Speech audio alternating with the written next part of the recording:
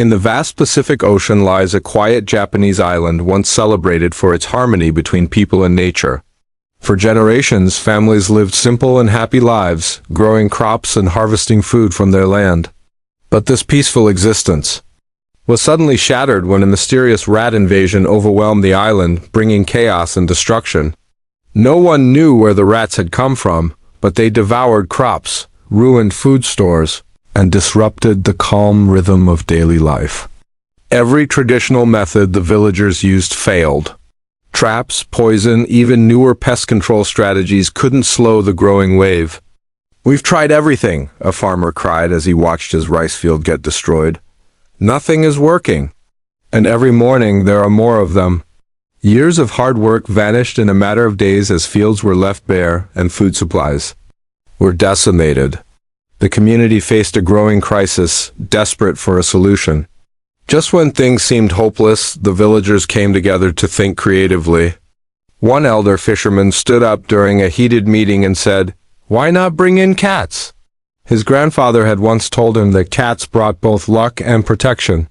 Some laughed at the idea. "Cats? We need pest control, not pets," a young farmer scoffed. But the old man stood firm. "We've tried everything else. What do we have to lose?" And so the island took a bold chance. 1,000 cats were brought in from various places. With sharp instincts and natural hunting skills, they became the island's silent warriors. Graceful and alert, the cats wandered the island, patrolling homes, barns, and fields. Slowly but surely, the rat population began to shrink. The fields started to recover. Food stores remained untouched, and a sense of hope returned. At first, villagers were unsure. Many had heard of similar attempts in other parts of the world, often with mixed results. But here, something extraordinary was happening. "I didn't think it would actually work," one skeptical villager admitted, watching a group of cats silently patrol his vegetable patch. "But look at them, they're like little soldiers." Each day, the rats lost more ground, and the island grew quieter. Crops began to thrive again. Storage buildings once raided every night remained sealed and safe. The ecological disaster was slowly reversing. But what no one could have predicted was that their salvation would soon give rise to a completely different problem, one that would threaten the island's very future. Still, the moment felt miraculous. "For the first time in months, I slept without hearing rats in the walls," one woman said with relief. Over time, the cats became more than just helpers, they were family. They were no longer just pest controllers, but symbols of safety and harmony. They wandered freely through villages, seen as protectors and companions. What started as a desperate gamble had become a living miracle. "They're not just cats anymore," said a woman gently stroking the tabby who guarded her porch. "They're guardians. This one saved my whole harvest." Months passed. The island fully revived. Food was abundant, crops were healthy, rats were nearly gone. But the real heroes weren't machines or man-made inventions, they were the cats. The villagers welcomed them with names, warm meals, and affection. The story of the island soon spread. Videos and photos went viral. Tourists arrived. Journalists documented the tale of the island of cats. Scientists took interest too. Researchers studied how this community had used nature to restore its balance. The cats had succeeded where pesticides and traps had failed. Universities wrote papers about this small island, highlighting the lessons of cooperation between species. But even beyond the scientific curiosity and tourism, something deeper was changing. The people now saw the cats as more than animals. They became spiritual figures linked to stories, traditions, and local legends. Small shrines were built. Children grew up with cats by their side, learning about nature's balance through observation and experience. Families gathered at sunset, watching cats walk the quiet streets. "My kids have learned so much from the cats," one parent said, watching her daughter gently brush a cat's fur. "They understand now how everything in nature is connected." The cats taught them patience, empathy, and respect. "Tell us again about the time before the cats," a child would ask his grandfather.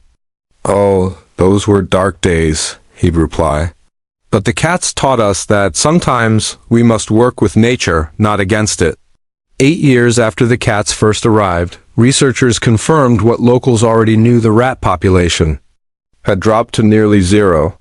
The balance had been restored not by eradication, but by nature's own process. The cats had become rulers not by dominance, but by their silent, watchful presence. Their instincts and behavior had allowed the island to thrive. Yet just as life had returned to normal, a new challenge emerged, one even more alarming than the rats. During a routine health check, a visiting vet noticed something troubling. "I've never seen this in cats so young," she said, gently inspecting a 3-year-old tabby with clouded eyes. "This isn't aging, this is something else." More exams followed. A worrying pattern surfaced. Cats were going blind. Others were having breathing issues. Some couldn't walk properly. All of them were young and previously healthy. Across the island, a quiet panic spread. Similar symptoms were being reported on other cat islands. On Aoshima Island, 1/3 of the cats showed the same signs. Scientists traced it back to a genetic problem. Decades of inbreeding had taken their toll.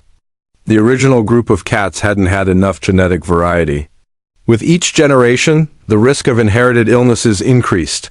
"We saved them from rats," one woman whispered, holding her sick cat, "but we couldn't save them from themselves." The same isolation that had once protected the cats now threatened their survival, and the human population was dwindling too. As the older generation aged, a painful truth emerged. "There's only 4 of us left now," said the island's elderly cat mama. "Who'll feed them when we're gone?" The situation mirrored itself across Japan. On another cat island, 80 cats remained, but only a handful of elderly residents to care for them. The heroes of the past were now victims of time, facing extinction not from disease or predators, but from loneliness and fading caretakers. Then came a turning point. In 2011, when a powerful earthquake and tsunami hit the region, something astonishing happened. Hours before the disaster struck, the cats began behaving oddly, pacing, meowing, hiding. "The cats were going crazy," one survivor said, "running around like they knew something was coming." After the tsunami, the island had surprisingly little damage. Many believe they were saved by the cats' early warnings. The creatures they had once brought to battle rats had become a kind of warning system for natural disasters. But with the joy of survival came another harsh truth. Environmental scientists who continued studying the cats came to a final, painful realization. The creatures who had once restored balance were now a fragile thread in the island's ecosystem. In the heart of the Pacific, a peaceful Japanese island once saved from ruin by 1,000 cats faced a new and unexpected challenge. The same cats that had rid the island of destructive rats were now causing another kind of ecological damage. Researchers reported a sharp drop in native bird populations. The cats, with their hunting instincts still sharp, didn't stop when the rats vanished. They turned to birds and other small wildlife, unknowingly threatening the balance they had helped restore. This wasn't an isolated case. Around the world, similar cat colonies introduced for pest control were now posing serious risks to rare and endangered species. The heroes of the rat infestation had, over time, become the villains in a new environmental crisis. Nature's balance, once seen as saved, proved to be far more delicate and complicated than anyone had imagined. Then came the most shocking development. In 2018, local authorities decided to implement a sweeping and final solution. Every cat on the island would be sterilized. "We don't have a choice," a city official declared. With only a handful of elderly residents left to care for over 100 cats, we're heading straight for collapse. But not everyone agreed with the decision. "You're destroying our future," cried one elderly woman who later admitted to secretly hiding 10 of her favorite cats from the sterilization teams. "These cats saved us once, now you're erasing them." Despite the resistance, the operation moved forward. Over 3 days, 130 humane traps were set across the island. Teams of veterinarians worked non-stop, successfully sterilizing 172 cats, a new world record. The next morning, the cats were released, unaware that their fate had been sealed forever. "This is the beginning of the end," said one researcher quietly. "In less than 2 decades, there will be no cats left on this island." The countdown had begun. No kittens would ever be born again. The once thriving feline community would slowly grow older and eventually disappear, leaving only memories behind. Meanwhile, an ironic and painful reality unfolded across Japan. While small island communities continued to decline, the cats had unintentionally sparked a booming economic trend. Economists even coined a new term, neconomics, the economic phenomenon driven by cats. Japan's cat-related tourism and merchandise industry was now worth over 2.5 trillion yen, exceeding the revenue of major global events like the Tokyo Olympics. But the wealth didn't reach the islands where it all began. Despite drawing tens of thousands of tourists each year, places like Aoshima had no infrastructure to capture that income. With only a few elderly residents, no shops, and not even a vending machine, visitors came, took photos, fed the cats with food they brought, and left spending nothing.